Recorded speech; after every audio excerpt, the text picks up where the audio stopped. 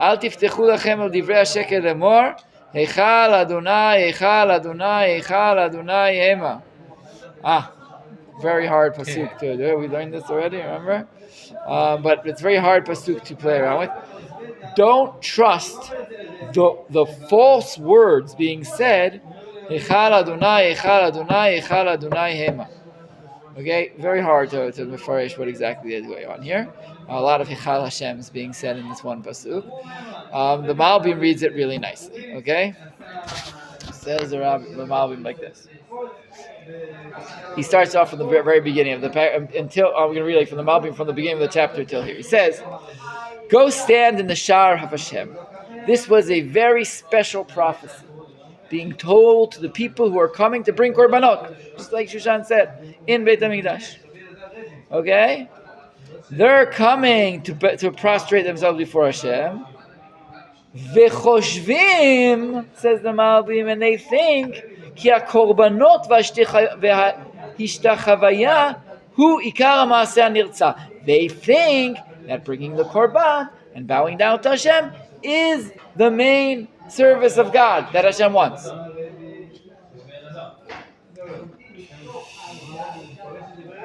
Ko amar Hashem, says the Malbim, lo habia la'azara hi maaseh hatov hanirtza.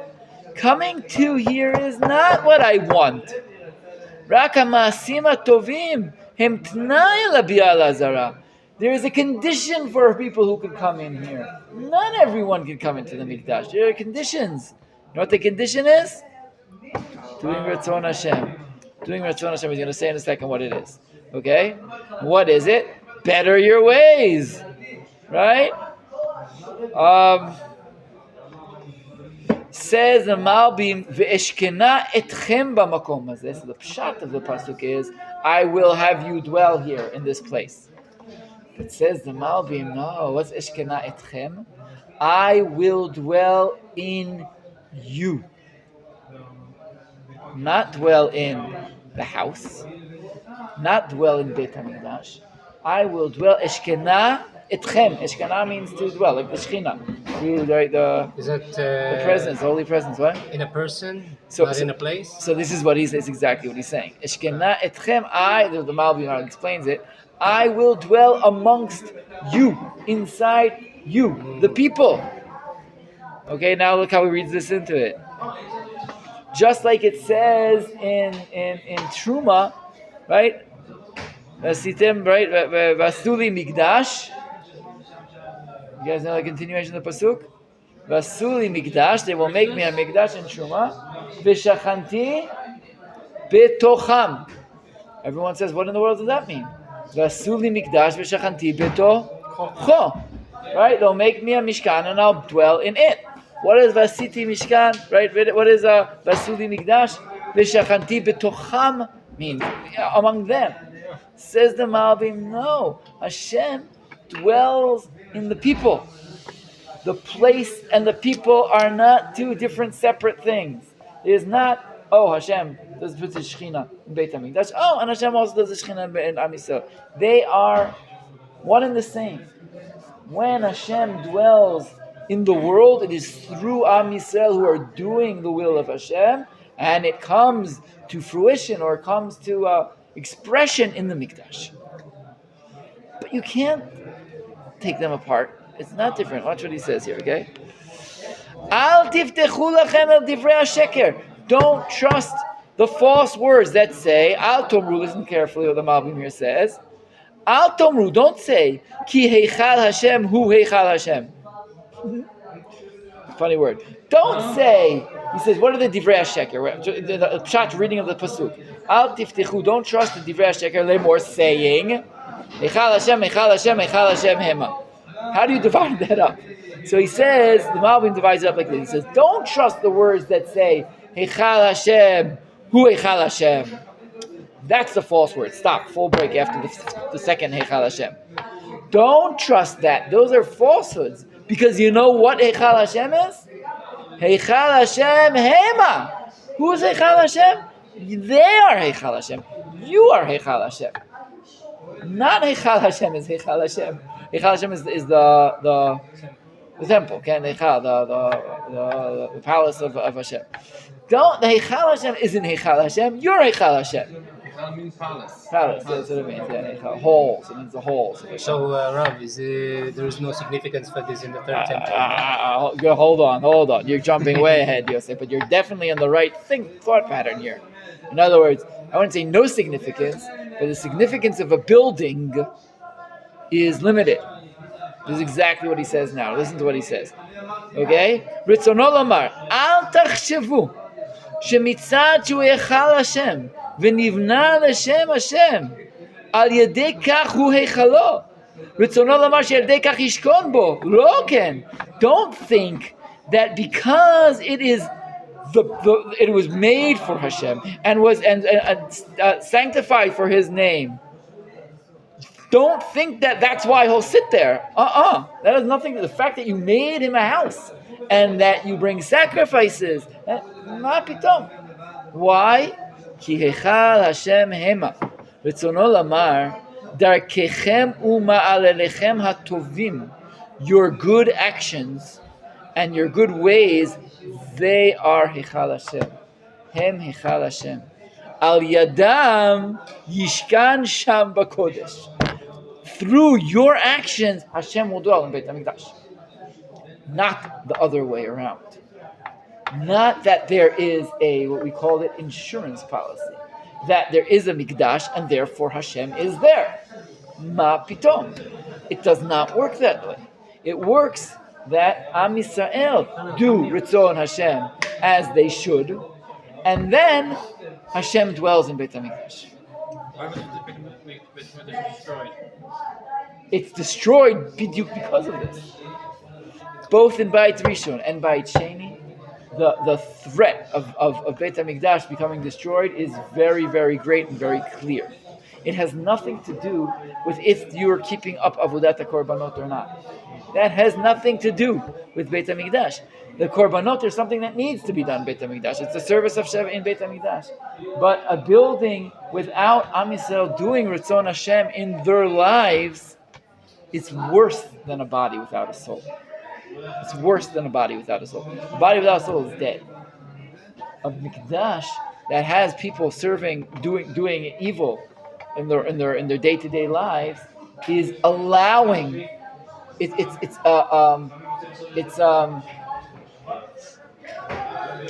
would be the word? It's allowing evil to happen. It's worse than just when you're dead, that's it. But when it's keeping evil going, it's continuing. That's what happens. Why?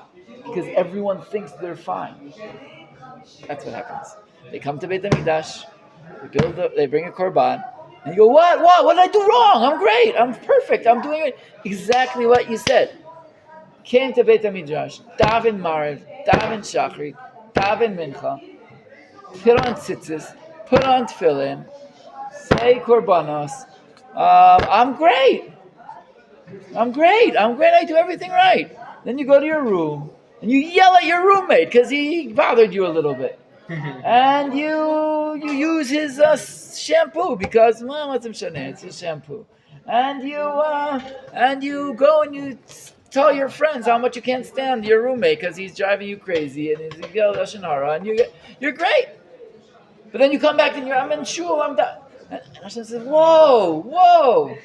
There are a lot of mitzvot in the Torah. You can't only hold on to like the holy mitzvot, the ritualistic mitzvot, and think that that's it. Hashem doesn't work that way. It is a major fault in all religions, including Judaism, and it is a fault line that Yirmeyahu is going to dig in now and expound on it. But this pasuk was Divrei HaSheker. Divrei HaSheker is, we talked about the slogans that would be that were going around Yerushalayim, like the slogans like we're the pot. Remember, we're the meat in the pot, and we're the important people, and everything's okay. Remember, we learned one of those slogans. We saw that slogan. We saw it in Cheskel. We saw it by us. So here's another slogan. Slogan is Eichal Hashem, Eichal Hashem. We're good. We have Beit HaMikdash. We're good. Nothing's going to happen. Mamash, it was a slogan. It was a mindset. Everything's fine. We're okay. How do we know everything's fine? Because we have Beit HaMikdash and we're doing Avodat HaKorbanot. As long as we feed the fire, as long as we feed the Korbanot, Hashem will take care of us. Everything will be okay. On the one hand, Hashem will take care of us. On the other hand, it's His house. It's a sanctified house. It is kadosh in itself. It's inherently kadosh. How could it possibly be destroyed? It can't be destroyed. It's sanctified. And Hashem says the sanctification goes from inside out, I would say, or inside or outside in. I don't know how to say it. It goes from you to the mikdash. It doesn't start in the mikdash. So It starts through you. the one who's taking advantage of is the prophets in this time, and A lot of people are taking are taking are and this is taking coming advantage. from the prophets themselves, or some political. Everyone's cutting coupons on this. Everyone's again taking advantage of this. The Kohanim are taking advantage of it. The prophets are taking advantage. The king is taking. We'll see in a minute how much they go ballistic when they hear this. Okay, right now I'm saying I'm reading the prophecy as is. As I told you, we'll see later today what happens after he said this. Okay. So remember, he's talking now. Just can you imagine how frustrating and annoying this is? These are people who came from far to Beit HaMikdash to pray to Hashem, to bring sacrifices. They're good people in their eyes. They're good Jews in their eyes. We are doing what Hashem wants from us. And they had this guy standing there. Right, can you imagine, right? We just talked about taking a trip from the north to Yerushalayim. You traveled so on the Shoshet Regalim, right? So on the three times you go up there. Like 2 2 days. days. How long? Yeah, a few days.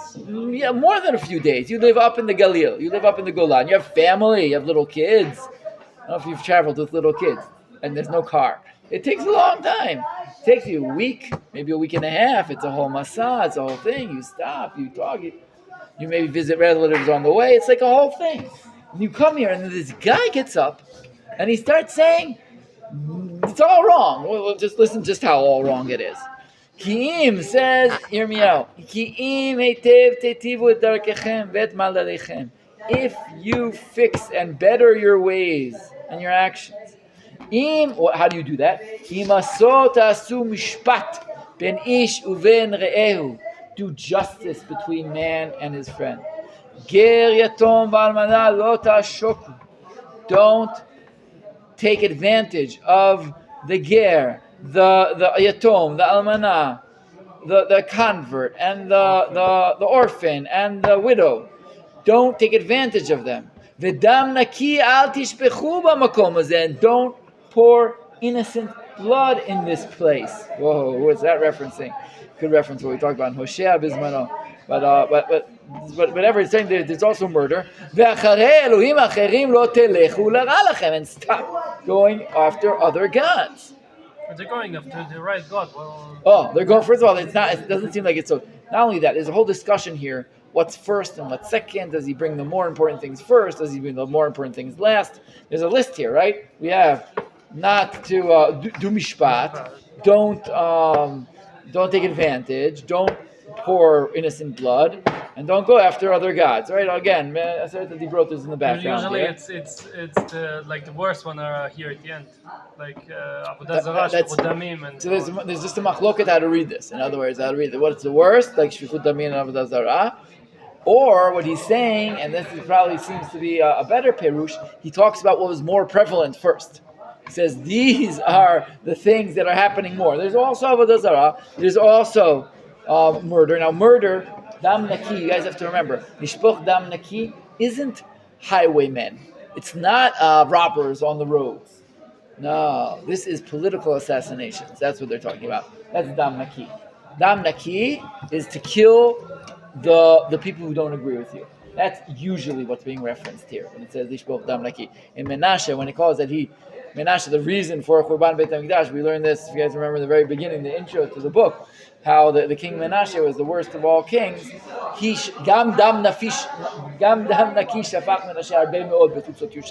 poured a lot of blood. This is talking, we'll see when this is way after that, but it's the same mindset. It's a government, a king and a government who want to silence the opposition. They want to silence the voices that they don't want to hear. why is it called Naki, like clean? Clean. It's what it is. Well, it's clean. It's clean But blood. like from righteous people. What? Ken. Dam naki. Yeah, dam naki. There's dam not naki, which means they megia lecha. All right, where it's coming your way, and there's dam naki, which is clean blood that shouldn't be spilled. Okay, but I'm saying, and we see it in Tanakh, that dam naki has an undertone of political assassination or political terror to make sure that the other voice isn't heard. Okay, let's go on. Says Yirmeyahu. Now listen, if you guys listen carefully, there's hope in this thing. It's a harsh prophecy. Stop doing all these things that have nothing to do with Avodat Beit HaMikdash. They're doing Avodat Beit HaMikdash. They are checking the boxes in Beit HaMikdash. They're fine. They Aliyah Regel. They're doing like what has to be done ritualistically. But here Yirmeyahu is saying there are a lot of other things you're not doing. And then he says, "V'shikanti etchem b'makom hazeh, ba'aretz asher natati l'avotechem l'min olam ve'ad olam." I will have you dwell here. It will happen. It could happen. There could be tshuva. There's still a chance. This is a remarkable statement. One will see when this happens, when he says this. He says this, already hinted because I said it so many times already. This is in the beginning of Yehoiakim's time. Yehoiakim is a later king in the time. He's going to be the one when Nebuchadnezzar comes to for the first time, comes to Israel. Okay, comes to Yehuda. It's sort of late. In other words, we're talking 20 years before Churban Beit HaMikdash. All right, but there's still a chance. In other words, this idea of it's over and there's no tshuva and it's done. It wasn't clear to Yirmeyahu himself that it's really done. And we talked about that and having you always believe that things can change. You always believe that it could change. Anyways, let's go on. For worse. What? For good or for worse? For good. For good. For worse we can see. Yeah, for good. It says, look at you. You're trusting in these words of falsehood, the false words, and it's not helping you. It won't help you, and it's not helping you. Okay? The Malbim here says, it's ridiculous. You keep doing these things, and it's not getting better. What is getting better or not getting better? The political situation is not getting better. You're not in a good situation here. It's not like things are great. Notice that maybe there's a ramification to what you're doing. And here it is. Ready? Haganov. Now Yirmeyahu, you have to like raise the tones. I'm gonna have to yell here to get so you get Yirmeyahu really understand what he says. Haganov, Ratzoach, Venaof, Vishaval HaSheker, Vekater LaBaal, Va'aloch Achrei Elohim Acharim Asher Lo Yadatem. How many of us heard the Dibrot did we get in one pasuk? It's good, right? Ganav, Rotzeach, Noef. Wait, which pasuk is this? Pasuk Tet. Hishaval HaSheker, Kater LaBaal, Ve'aloch Achrei Elohim Acharim. It's probably the same. So 5. You get 5 in here. That's not bad in one pasuk to get 5 things. It's not so great for the people who are doing these things, right? Haganov, you are stealing. Will you? Yes, rhetorically. Will you steal and murder and commit adultery and false promises and bring sacrifices to the Baal and other gods? Uvat, and then what? Uvatem va'amadatem lefanai b'bayit hazeh asher nikra shmi alav ve'amartem nitzalnu leman asot et kol hatoevot ha'eleh. You come and you stand in my house. Like my name is represented here. Shenikra shmi alav. My house. This is where my house is. This is, in other words, this is it. If you'll come to my house. This is the Weinstein house. You'll walk in, and what happens there is who I am, pretty much. If in that house there is horrible things going on, I can't come out afterwards and say, "Hey, I'm X and Y, and I'm fine."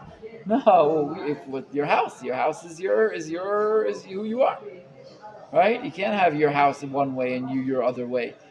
I'm saying your house, the one that you create, and you to put your name on it, where you're willing to put your. He says, Hashem says, "This is my house. You guys come to my house, and you say, everything's okay." You're using the Mishkan, the Mikdash, to do whatever you want.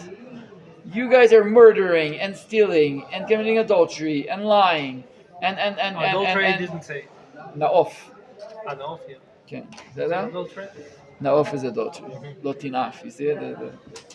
And then you stand in my house and you say, I've been saved. למען לעשות את כל התועבות האלה, so that I can do my evil. Says the Malbim here. He says, you guys will think, she'echape ala ba'al beiti. You think I'll cover for you. You'll come here and I'll cover for you. And you'll also think that I will never destroy Beit HaMikdash because my name is there. Hashem says, forget it. I am not covering for you. Right? Let's go on. Hamarat paritzim haya b'bait hazeh, asher nikra shmi alav be'enechem, gam anochi hinei ra'iti na'um Adonai. He says, you think you could come here as a den of thieves? That's what my house has become, a den of thieves, the safe place, the safe area where the thief can run away and everything's okay there. That's what Beit HaMikdash has become. You outside, you do whatever you want. Then you come here. Maybe there's honor among thieves. Here you bring korbanot, you act nicely. Hello. And then you go out and do that. And so my house is going to be known as the den of thieves, the den of lies, the den of murder and adultery. That's my house. That's Beit Hashem. Gam anochi hinei ra'iti na'um Hashem. Hashem says, I see everything you're doing. You come and you think you're fine, you think you're pure. I see it all. I see everything you're doing. Not even one of them have like when they are offering the korban katat. Not one of them will have like a tshuva or something. Maybe they think that okay, the Beit HaMikdash was there, so I'll be just send offerings and I'll do tshuva. No, the tshuva wasn't happening. Unfortunately, the tshuva wasn't happening. The Beit HaMikdash. I mean, I what am I going to say? We see it like it's a day-to-day thing. This thing we see now. I mean, in Israel, right now, it's almost a joke. How whenever a criminal goes to court, what's the first thing he does? Beard and kippah. Amash. Goes to court with a beard and a kippah. That's the same thing. Did he do tshuva, that person? No, he's just trying to see if he can. Probably not. He just knows that it's you'll look at him differently, because really you should look at him differently when you're doing that. They are in this loop of completely thinking how Beit HaMikdash and the Kodesh really, really lets them off everything else they do. It's sort of like other religions where you can go and get go sit with the priest and he says you're okay. Yeah, confession. A confession, and that's it, and you're done. That doesn't work by us. The confession, it doesn't work. The confession, and you're done in that way. For the priest, at least, you better go do tshuva. I don't know. Does it really work that way? And I don't know how it works. You go and you say, "I stole from someone," and then he lets you out, and that's okay. Or do you have to give the money back? No, I don't think you have to give the money back. You go to the priest. He says like how many times there's some prayers in the book. He says to you, you need to pray this maybe 10 times, 20 times. It's like a doctor. And that's it? And you forgive. And give me half. No, you don't have to give the money back to the person you stole it from? No. Are you sure? Sure. Maybe like some Because priests, this is they Old might Testament. say. This law doesn't apply to. Now you just say it and you're done. Right, so that doesn't work. That's what they're talking about here. That's what they would do. They would come to bring you even a chatat sacrifice. But we know basic halacha in Hilchot Tshuva is that there's no tshuva if you don't give to the Ben Adam Lechavero. Yom Kippur doesn't solve anything. You got to solve that between you. Hashem's not covering for you. That's the word the Malbim said. He's not covering up for you. You got to handle this. You got to fix yourselves in your lives.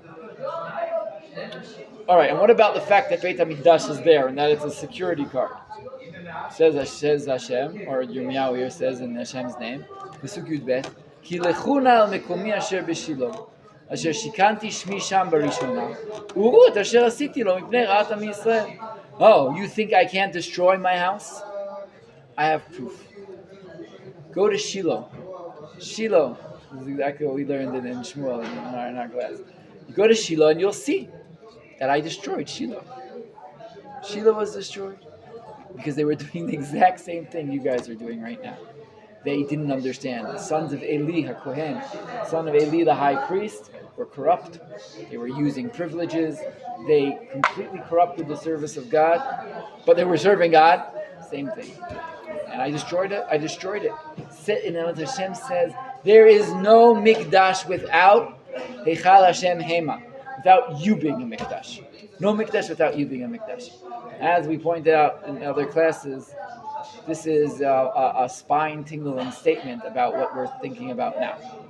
Whereas when we're demanding the mikdash or searching for the mikdash or having the mikdash here, we have to remember that if the people aren't pure, the mikdash is maybe even worse. It's worse than if it wasn't there.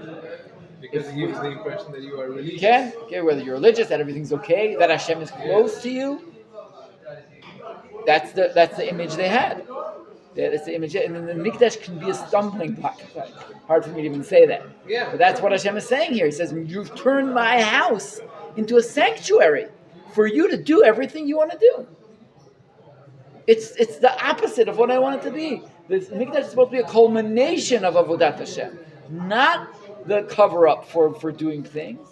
This is what's happening. This is the way he views the mikdash. This is what religion can be used for also. It's why they put the kippah on when they go to court. They're covering up. They're saying, here, my religiosity means I'm a good person. That's what it means. Here, my kippah means I'm a good person. In fact, they ordered a hit on one of the other guys yesterday. That doesn't matter.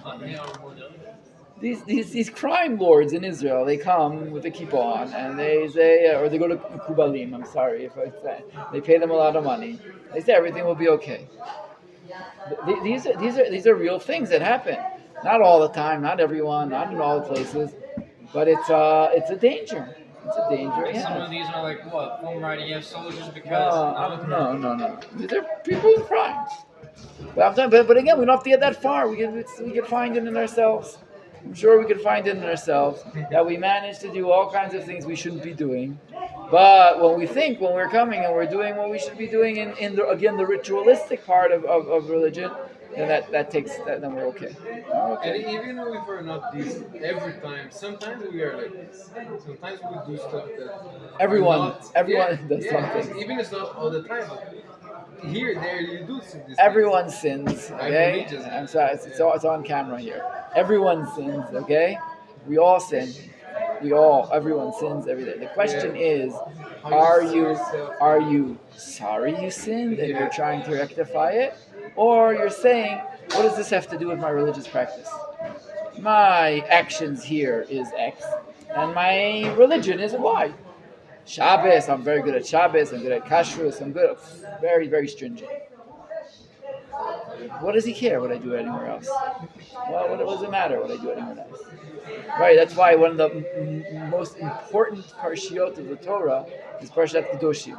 Right? It says it was Ne'emar be'akel, it was Ne'emar be'kol ha'edah, you had everyone here. And in Kedoshim, how was one Kadosh? The way you're Kadosh in Parshat Kedoshim, there are a lot of things that have to do to be Kadosh, I admit. But one of them is V'afta lecha kamocha, b'mikra, is in Parshat Kedoshim. That's where it is. What does that have to do with anything? Why is the language of being sanctified, of being Kadosh, what does that have to do with my relations with someone else? That's with him. It just doesn't work that way by us. It's a whole picture. We don't break up our lives into different parts. טוב. ועתה, פסוק י"ג, יען עשותכם את כל המעשים האלה, נו אדוני, ואדבר אליכם השכם ודבר ולא שמעתם, ויקרא אתכם ולא עניתם. I've been telling you this time and time again, and you haven't listened, as opposed to Shiloh, where he says it's worse than Shiloh now, because in Shiloh, I didn't warn you that many times, and now I warned you guys a lot of times, and you saw what I did to Shiloh. You guys you just don't learn from the past. We said, remember if you guys remember, we saw this also in Perek Gimel, when he talked about how Yehuda is worse than Israel. Because Israel was doing bad, then they got bad. So they didn't believe it would happen to them. The same kind of understanding. They didn't believe it would happen to them. But Yehuda saw what happened to Israel. They saw they took the 10 tribes to exile. What, you guys don't know this can happen to you? What? Why? And remember we said even then when we learned that, what was their insurance card? The Mikdash. Said they don't have the Mikdash. we know why they were punished because da, da, da, da, da, da, da, da, da, da. We don't have the mikdash. We're obviously the chosen people. We're obviously the right ones. We're obviously the protected people. Okay. ועשיתי לבית אשר נקרא שמי עליו אשר אתם בוטחים בו ולמקום אשר נתתי לכם ולעבדכם כאשר עשיתי בשילה. I will do exactly like I did to Shiloh. והשלחתי אתכם מעל פניי כאשר השלחתי את כל אחיכם את כל זרע אפרים. Right, I just mentioned it. I will do to you just like I did to the 10 tribes. The Zerah Ephraim, the children of Ephraim, which is a code name for the 10 tribes. Don't think you have it made, people. Okay? Don't think you have it made. You do not have it made. And if you don't fix your ways, you're going to get out of here. On the other hand, you may be able to fix your ways. Doesn't matter how long is your beard. Right. So this is very famous. It's a very famous chapter. It's referenced all over the place because it's a major misunderstanding of the religious life, and it's relevant today, just like it was relevant then. This the prophecy says. Now you have to just understand just how, again, as I said, how annoying this is to people who think they're fine and are coming up to Beit HaMikdash. This guy is like, I can like see parents grabbing their kids' ears and going like this, like, don't listen to this guy. This guy is a nutcase. This guy is he's just such a pessimist, and he's such a this. Here we are, we're coming to serve Hashem, and he's yelling at us. He's degrading us. He's demeaning us. Now, so here we're going to quickly look at an amazing pasuk in my mind. Pasuk Tet Zayin is one of Yirmeyahu's specialty. Okay, this pasuk. Ve'ata al titpalel be'ad ha'am hazeh, ve'al tisa ba'adam rina u'tfila ve'al tifga bi, ki eneni shomea otach. Suddenly, as the Malbim points out, who says this?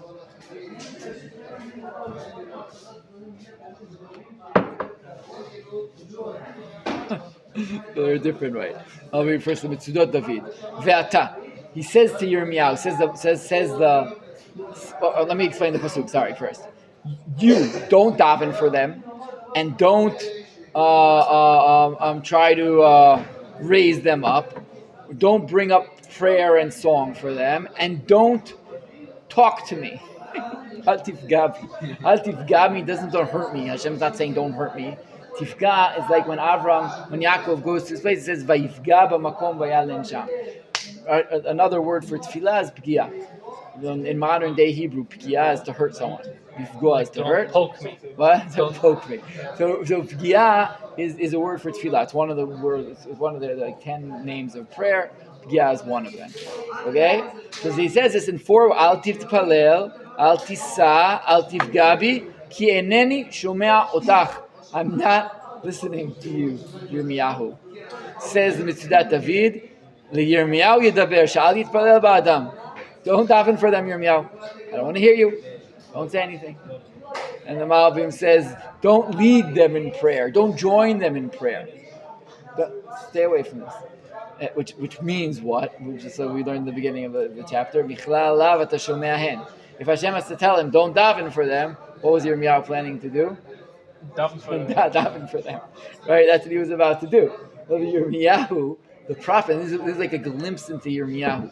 What does the prophet do after he receives a prophecy? Now, this is a very big naseh. It's a big subject matter. Who exactly is the prophet? What's his job? Whose side is he on? People's side. Both. That's the machloket, okay? Is he Hashem's messenger? Is he the people's messenger? Moshe Rabbeinu. Whose side is he on? Well, Good. I see exactly. You have to say. Moshe Rabbeinu in the first part. He's on Hashem's. He represents Hashem's will or opinion. He was like the Right, intermediary. But he wants to do it for the people, for their benefit, for the best. So he also has them in mind for the good. That's why he says, like, don't do this, don't do that. He argues with Hashem about destroying Am Yisrael, right? When Hashem says, I'm going to destroy Am Yisrael, you should have said, okay, I'm your messenger. No. No, he doesn't do that, right? He's not a malach. He's not, right? So a prophet is in a very interesting situation. Very interesting situation. On the one hand, he is the messenger to bring the word of Hashem to the people. That's his job. Yirmeyahu, especially more than any other prophet we've ever met, who was created for this, right? That's the first psukim in the parak. Yeah. Parak Aleph, before you were born, this is what you were made for. You have a made for prophecy tag on you. You're that's what you are. On the other hand, the prophet's a human being who loves Am Yisrael intensely. All great prophets love Am Yisrael intensely, and he hears these horrible prophecies and these things that are being said, and the first thing he wants to do is help. That's what he wants to do. He wants to daven for them. What? Yonah, perfect example. Yonah's not a perfect example. He is an interesting example. Yonah running away, willing to die for Am Yisrael, according to some of the Perushim. But it's correct. Or Hosea is the opposite example. Who Hosea says, according to the Midrash, Hashem says, your children have sinned. And Hosea says, okay, so switch them. And then the whole first 3 chapters of Hosea is Hashem teaching Hosea a lesson that's not the right answer. Don't answer that answer. That was the wrong answer. That's pretty much the whole beginning of Hosea. Okay? And here Yirmeyahu, who maybe is a great prophet on that level, Moshe Rabbeinu's level, he wants to daven for Am Yisrael. That's his motion. He loves Am Yisrael. He can't bear this. And Hashem says, don't want to hear you. Be quiet. Don't talk to them. Don't pray for them. Don't want to hear you. Stay. And Eneni shomea otach. I don't hear you. Interesting. What? Interesting. Why Hashem doesn't want to hear? Why does Hashem doesn't want to hear? Maybe Hashem will listen if he speaks. So it's interesting, right? Where else do we see Hashem not wanting to hear someone pray? Hashem's Moshe's prayer to enter Enter Israel, right? V'etchanan el Hashem, and Hashem says, stop. Ravlach al tosef daver elai od b'davar hazeh. I don't want to hear anymore. That's enough. And Chazal there too asked the question, what's going on? What do you mean enough? What's wrong? Because if he would have done a little more then, or because it's not the right proper place, it's an interesting thing. Was Moshe not supposed to pray? Not supposed to ask to get into Eretz Yisrael once he was told no? When Hashem says no to someone, are you supposed to stop? Or use it a test? These are difficult things to do. But Yirmeyahu in this case is told, you must stop praying for the people. They are shunned at the moment. And if they're shunned, you're shunned. Okay, this is a statement that the prophet often has. Is the prophet ex-territory of the people? Is he like his own unique place between Hashem and the people? Or is he part of the people? Is what's going to happen to him what's going to happen to the people? Where is he? It's a huge issue all the time that needs to be checked with all the prophets. In this case, Yirmeyahu is thrown to be with the people. And he says, I don't want to hear this. Because, he goes on to say,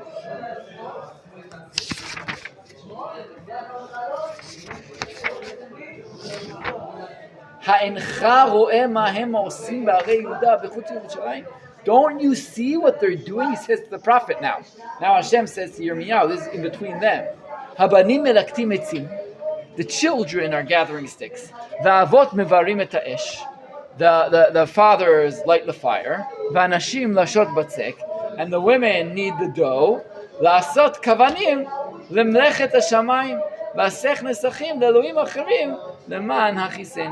They are doing all the things they're doing to serve other gods.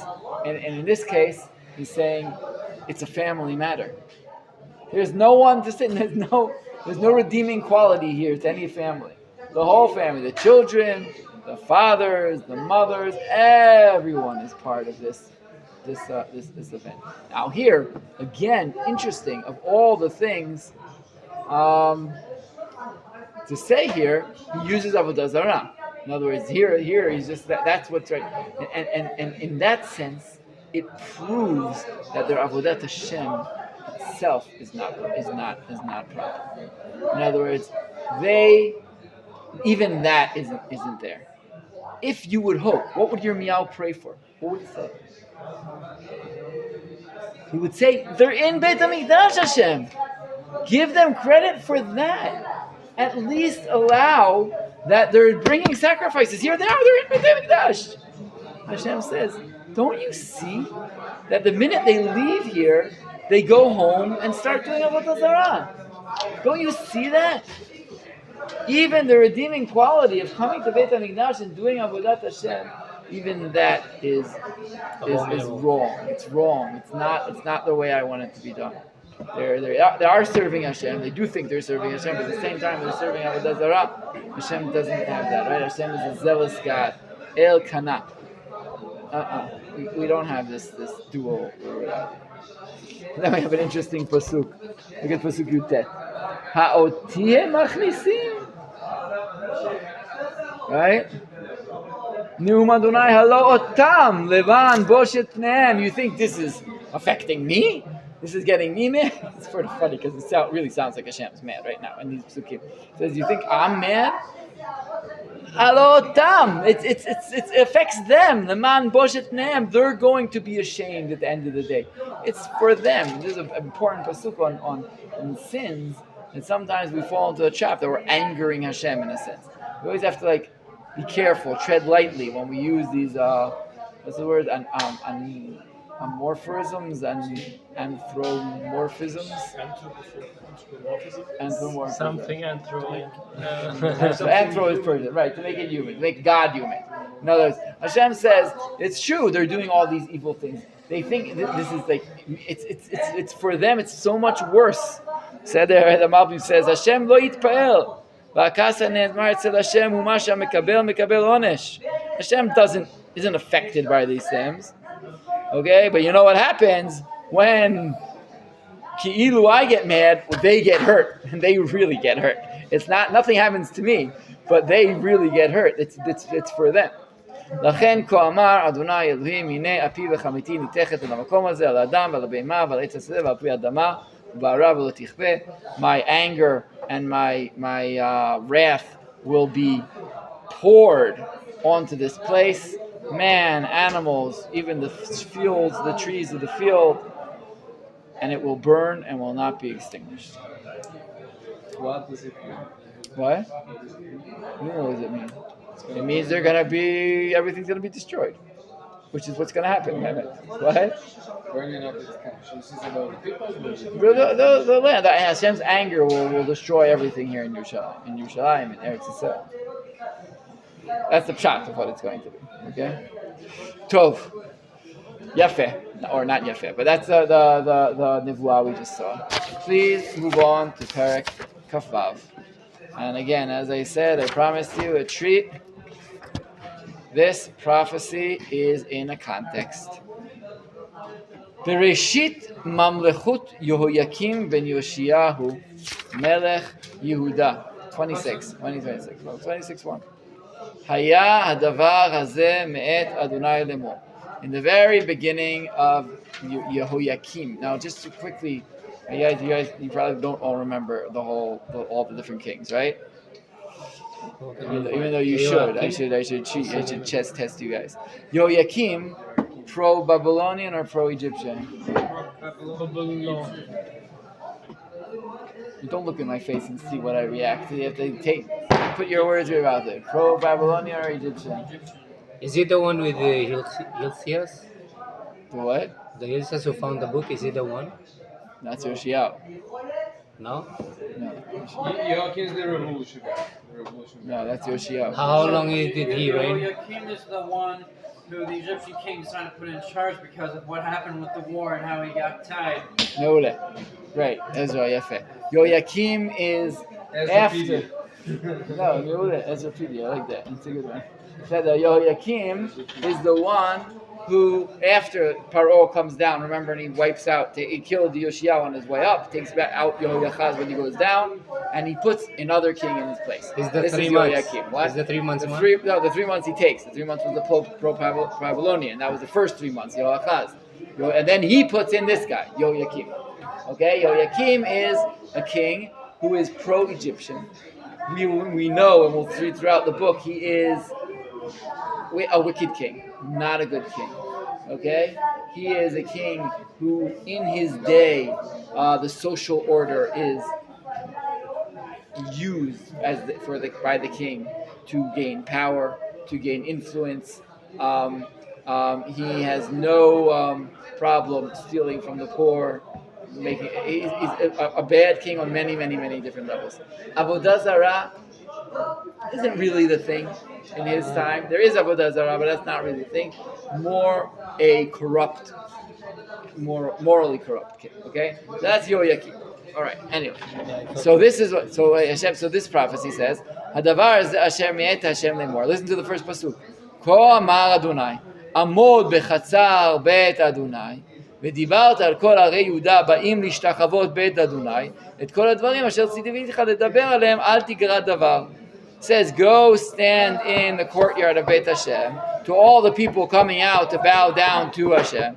Say everything I said. אולי ישמעו וישובו איש מדרכו הרעה, וניחמתי על הרעה אשר אנוכי חושב לעשות מהם מפני רועם עליהם. Again, Hashem says there's a chance that maybe they'll do tshuva. ואמרת להם, listen to what he says. This is a shortened version of what we just read. ואמרת להם, say to them, כה אמר אדוני, אם לא תשמעו אליי ללכת בתורתי אשר נתתי לפניכם, you don't follow my Torah, לשמוע על דבר עבדי הנביאים אשר אנוכי שולח אליכם, והשכם ושלוח ולא שמעתם, to listen to the words of my prophets I keep sending to you and telling you don't listen. What is he saying? Here's the key word that ties into that prophecy. ונתתי את הבית הזה כשילה. I will have this house given like Shiloh, which was again, Shiloh is not mentioned almost anywhere in the Tanakh. Okay, very, very rarely mentioned. Here it's mentioned twice in these psukim.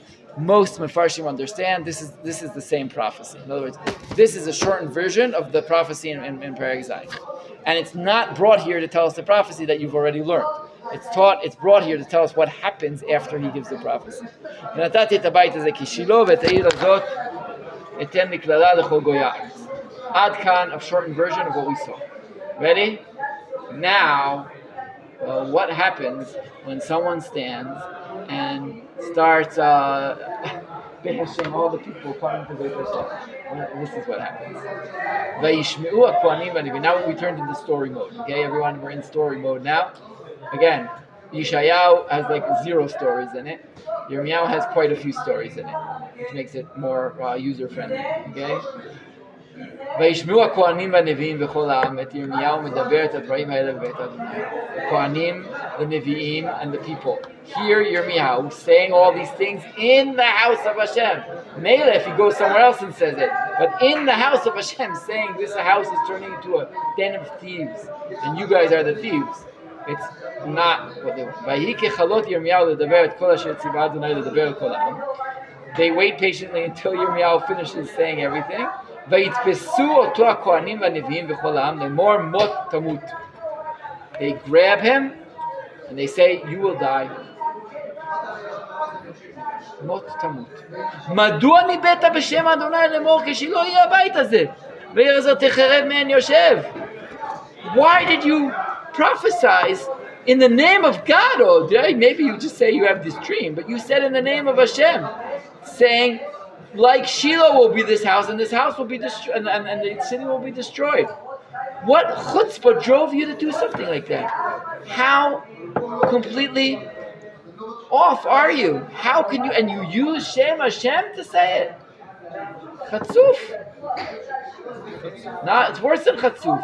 You're blaspheming.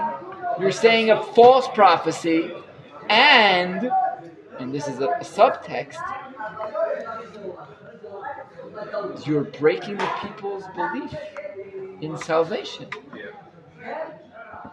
They trust in Beit Hashem. That makes everything work. Now I'm going to stop here for a second just to understand who the Kohanim, Nevi'im, and the king is. When the king's going to be mentioned in the end. I said that word. It's not. It doesn't say here. What are they? So what's going on here? No. In order to have people do what you want them to do, they have to feel safe. They have to feel that everything is okay. The minute people start feeling things are not okay, then they start questioning reality. They start questioning, 1 second, maybe it's not the same what's going on here. Maybe we shouldn't be doing this. Maybe things should change. The thing dictators want more than anything else is complete and total quiet, silence. That's what they want. They want silence in thought. They want silence in feeling. They want silence in speech. They want everything to be asleep, per se. Right? The minute someone starts asking questions in all dictatorships, what happens? Correct. You're fascist, you're Nazi. The gulag. No. No, 1 second. Yeah, you're saying a fool. It's so interesting. You're saying from the other way, the nowadays dictatorship, the thought dictatorship. You were a dictator. There's other. You're a fascist, right? It's the opposite. Feminist. You're anti. Anti-feminist is what's wrong with you. That would say feminist. That's fine. That's the You're quiet. anti-LGBTQT. Why? That's right. So that would be the this. Well, it doesn't matter which dictatorship we're talking about. It could be a benign dictatorship. It could be a thought dictatorship. Whatever it is, they don't want people to come and ask uncomfortable questions. That they cannot stand. That's the worst thing. The king Yoyakim has everything under wraps. He's holding on to everything. Everything's okay. We're following Mitzrayim. We're gonna be fine. We're serving Hashem. He's gonna take care of us. Everything will be okay. This is what Yoyakim is selling the people. And comes Yirmeyahu and says, it's not okay. Everything's gonna be destroyed. And soon he's gonna be say, serving Egypt, you should be serving Babel. They're the ones who are gonna come. He drives Yoyakim up the wall. It's exactly the opposite of everything he wants to hear. And the king has a whole group of people who are benefiting from this. Who benefits from this? The Kohanim benefit from this because everyone's coming to Beit HaMikdash and bringing the korbanot. If they should stop, chas v'shalom, they should start questioning what they're doing, questioning if it's okay, questioning if the system works. We don't want them to ask questions about the system. The people could also if this Navi tells, okay, all what you do is nothingness, right? Then If what again?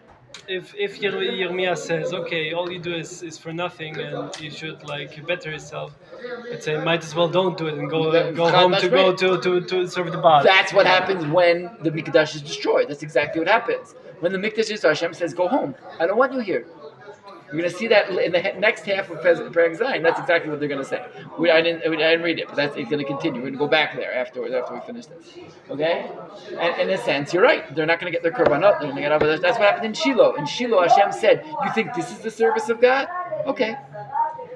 Goodbye. No more service of God for tens of years. Until you figure out the right service of God, then you could build Beit HaMikdash again."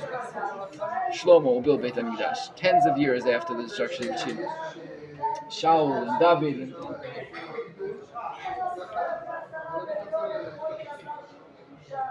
The Nevi'ei Sheker, the Nevi'im who grab Yirmeyahu, they're even worse. The Nevi'ei Sheker, remember what we talked about Nevi'ei Sheker? I think we've already talked to them once or twice. They're the prophets, but they misinterpret the dream. They misinterpret the dream, and they sell people what they want to hear. They are the newspapers of the day. They're the media. I'm not kidding. They're the media. They need to have people like them, buy into their story, and they're not selling anything per se, in a sense, but they are often in the service of the king, in the service of the general populace. The prophet in Am Yisrael is always the rebel. He is always the one who rocks the boat. The prophet is, in other words, in almost all systems in the world, in history, the prophet was like the worst thing for all governments. He's like the philosophers in Greece.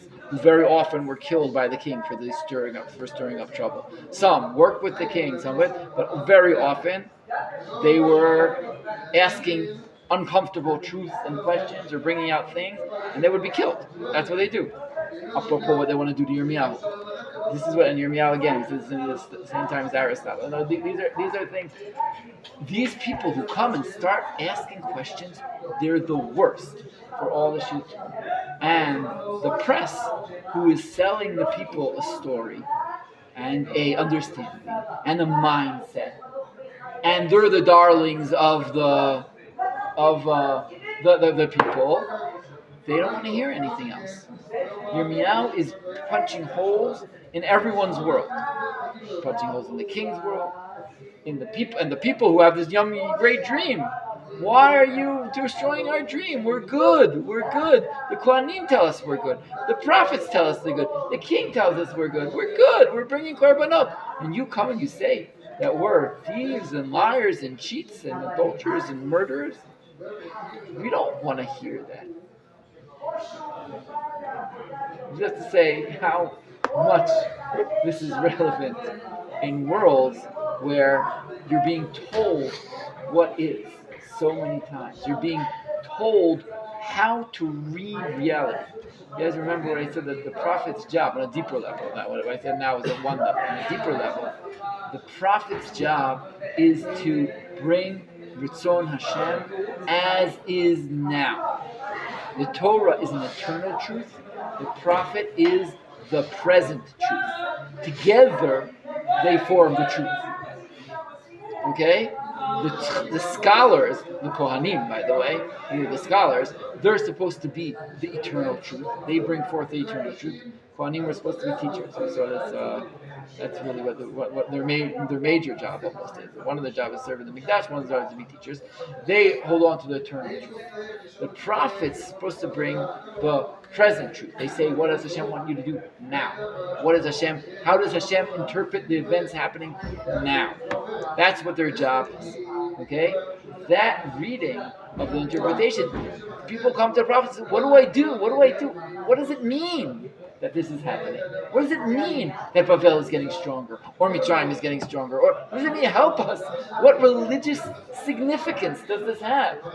What are we supposed to do? How do we act as a religious nation? What do we do now? These are the prophets doing, the false prophets. When you do it falsely, you're really, really lying. And you're saying what Hashem is not saying. You're using your power, your ability to affect people, your influence, to say what they want to hear, or what you benefit, or what they benefit. This is what they're doing. This is what the false prophets are doing throughout. It makes them very, very well liked. Probably also very well paid. Okay? We know other prophets at different points have this. But it's an industry to sell people what they want to hear. To sell people what they want. And when you do that, this is what Hashem gets so angry at false prophets for. Because you're mamash Halel Hashem, denigrating Hashem's name, degrading Hashem's name, desecrating Hashem's word. That's what you're doing. You're saying a word that's kadosh, that Hashem is talking to. That's another thing. Hashem is talking here. But when you think you could interpret it and you do it not professionally, then it's horrible. It's horrible. So when you have things happening now, and you have people giving world-view events of explaining reality, they're, in a sense, they're prophetic. They're prophetic, like Ezra wrote, feminism, equality, prophetic. Sometimes it's pathetic also, but it's prophetic in its effect. In other words, it really affects people. It really, really affects people. I mean, again, I'm sure this is what I said. Like you say, that equality, feminism, things that are going on right now, they are the word of Hashem. But how to interpret it, that's how hard. That's what's hard. There's something happening for sure. You have to be blind to not see something happening. Yeah, of The course. question is, how do we interpret that and incorporate it with the eternal truths that are the Torah? There's supposed to be a shiluv, to combine the two and make it into a relevant, powerful message that comes from what's going on here. But it's hard work. And who can do that? Not everyone can do this. You have to be Gdol Yisrael, who have a she'er ruach, who have a spirit in them, who have the ability to understand what Hashem wants in the world right now. They have to be steeped in the eternal knowledge of the Torah, and they have to be also connected to the prophetic side of reality. Now, again, as I said, this is a machloket going on right now in reality. The more Haredi you get, the more you say, listen, there are no prophets. There are no prophets. Why are you getting involved in what's going on in the world? Why are you dealing with, they say to us, the religious Zionists, they say, why are you trying to interpret, oh, this means this, and this means this, and this means this? Stop. Who are you? Who are you to interpret this? Who do you think you are? Stay in the Torah. We stay on the Tuach. We stay on the eternal truth. That's where we are. That's where we stay. We're not leaving that. You go out, and how do you know it's a real prophecy or not? I'm saying the state of Israel. Who said, where did you make this thing up? The state of Israel. It's the will of God. It's a thing of God. Who are you to interpret this?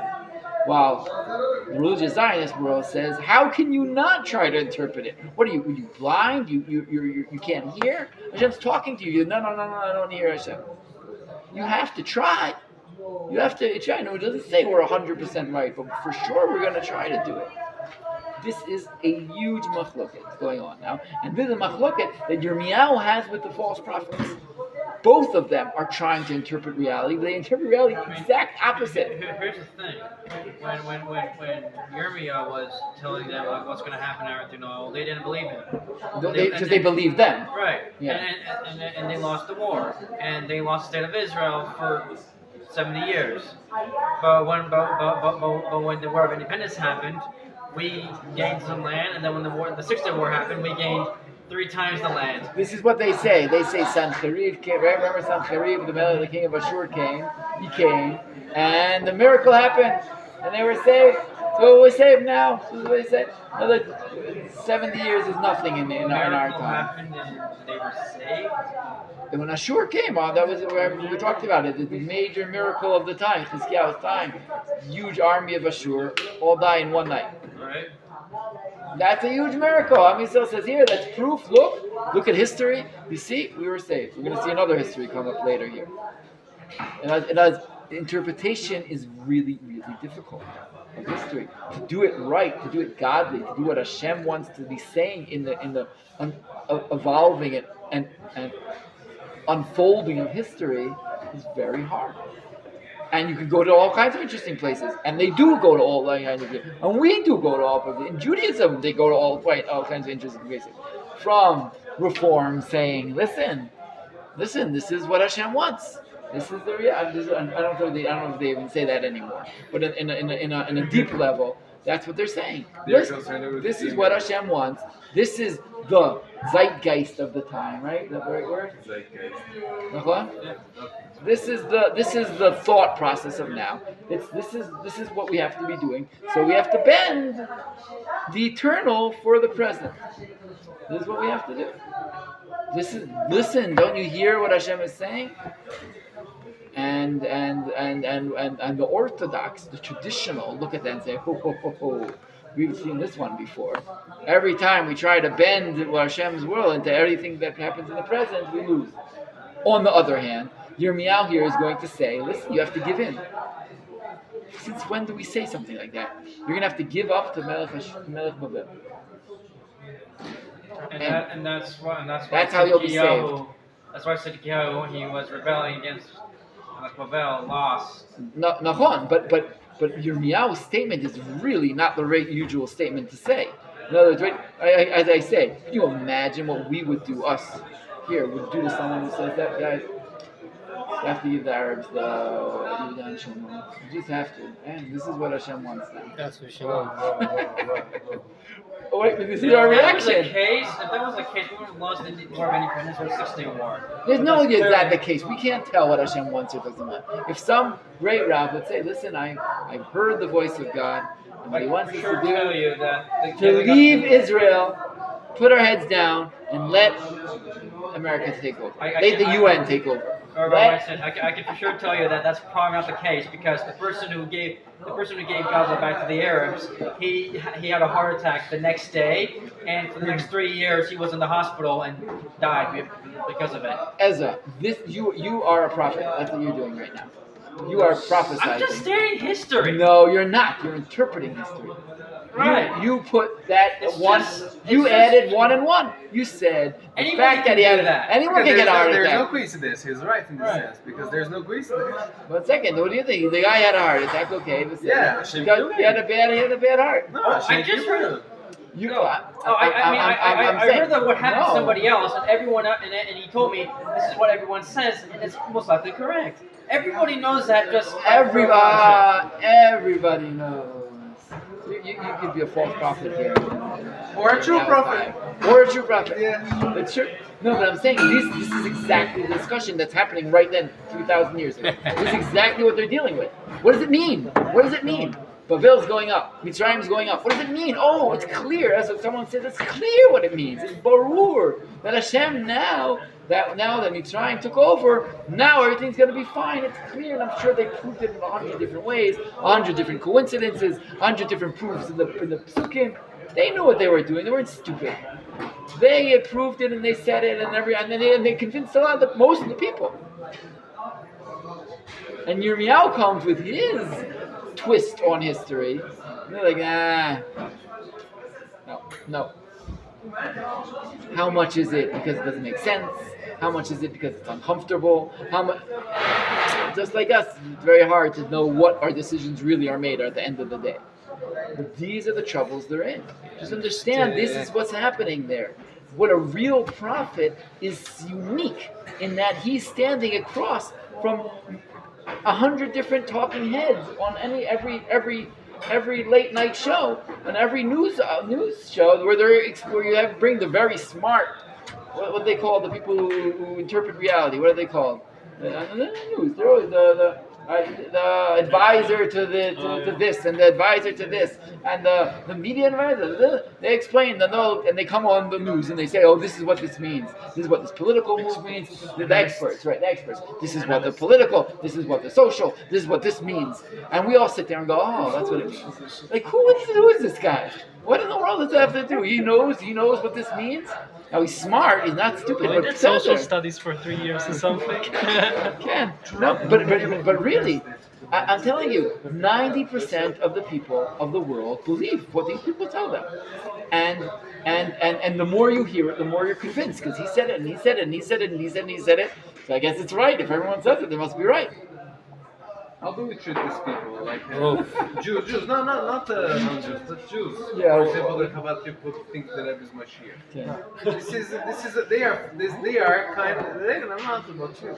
You don't believe in Mashiach, Rabbi. Yeah. So they are false prophets in this sense, Okay. not in the rest. Okay. In this specific. Okay. How do you treat them? I treat them like. No, these people. I'm talking about. I'm talking about these is 20%. Not the rest. Okay. Whoever does is wrong. In my opinion. I mean, they think I'm wrong, but they. Doesn't matter if it's Hava, the religious dynasty. I'm asking if we should kill them or should love them. What should we do? I'm asking. Can I say it on tape? Or we just No, I'm kidding. I'm just. I don't think you should have said. No, we're talking. Okay, we're gonna cut. We have a. Just kidding. There's some technical issues. We're gonna stop right now. It's a question. Another damn. These are interpreting reality. Now, we think they've been off on interpreting reality. They went off the break, and it's true. They broke off, and throughout Judaism, there have been people who broke off on the wrong thinking. We love them as brothers. We love them as brothers. What do we do with them? We don't have a bait team to do anything, so we can't do anything. We could disagree. We could disagree, and vehemently disagree, and we should. That's what you should do. Yeah, because they don't keep secrets. They keep I understand. You say what you think is right. And then you have to ask yourself, how much do you know, and where do you know it from? And remember that we're also not. We were not the owners of the truth. Sure, exactly. This is this is I agree with you personally in this sense, and we do have to say, and you can't be ashamed when you really think you know the truth. We try to say what we really believe in, with the humility to know that I'm human, Yes. and we don't have prophecy, and that's the big difference. When Yirmeyahu receives prophecy, it's real clear. Dvar Hashem, okay? But even in his time, as we see, it doesn't work. Right, we often say, I know many times, say, if only a prophet came and told us what Hashem wants, then everything would be okay. Everyone's sort of waiting for that. If we just could have that. Well, it happened many, many times. It really didn't work. It didn't work. Most of the time, it didn't work. The people didn't listen. The people didn't want. And even when they believe he's in the Hashem, who cares what he said? In other words, we're so also, or even right, or Beit HaMikdash. If Beit HaMikdash would just be built, everything would be fine. Well, it doesn't work that way. We just learned here, it really, really doesn't work that way. We can't hold on to these sort of childish notions. You have to realize it's much more complex than that. It's much more problematic almost than that. It's much harder to do. The prophet will come with some hard truths that will challenge us also. He won't only say what we want him to say. He's going to come and challenge us too. And we say, maybe it would be better if you didn't come. We wanted the prophecy, we wanted Bar Hashem, and then he comes and says, you know what? You're all wrong, all of you did. We must not be a prophet. That's exactly what we would say. You're going to come, a prophet's going to say, the Rebbe's Mashiach. No, forget it, you're not. I hear, but there are other things that will get us in these places that we're convinced that we're right. The people were convinced they were right. They were not stupid again. They really, really, really thought Beit HaMikdash is going to protect them. They really, really thought Hashem will not destroy his own temple. They really thought that. It was not just a sisma, just a slogan that they threw out there. You know, some of these people, they send letters to the Rebbe. They send letters to him. Because this is not a Shir and Chabad. I agree with you, okay? I agree with you. No, I think you can disagree. All the Hasidim, they go to the burial place of I think they write letters. But they don't think it's Mashiach. But they expect the response. They expect the answer. It's like 2% of the Chabad population that believes that Rabbi is a Messiah. Like, why blame them? Like, yeah, it's not all. I will finish with the Mashiachistim, they're called. yeah, Messiah. I'm not. There's a name, Michigan. Can. It's different. But again, they're Jews. They're Jews who are mostly serving Hashem, want to serve Hashem, and they have something, they're off in one of the beliefs. Also, there is Zionist Chabad. You know that? They're very Zionist. Chabad, Begadol, the Chassidut is the most of all. They're the most. But how do we get to this? Let's go back here. Okay. Sorry. Listen. Okay. I'm just wondering what's happened tomorrow if Mashiach comes. If people are going to believe him or not. That's a good question. There are jokes about that, right? A lot of jokes. If Mashiach comes, you better be X or Y, because if not, no one else is going to believe that he comes with a kippah sruga, it's not going to work. If he comes with a strimal, it's not going to work. He better come some way. Right? I don't know what he like. Right? You better wear a mix of everything, because otherwise it's not going to work. So I think maybe we'll stop here. It's right here. We didn't finish Perek Kaf. We have to go back to the storyline. We just started the storyline of the people who grab Yirmeyahu and want to kill him. Okay? Why? What? There's going to be a judgment. There's going to be a court case that happens here. Mamash online. They're going to show us a court case, which is also fascinating to see a court case in the Tanakh. We don't see many court cases in the Tanakh. You understand? The judges, and the prosecutors. It's very interesting. And Bezrat Hashem.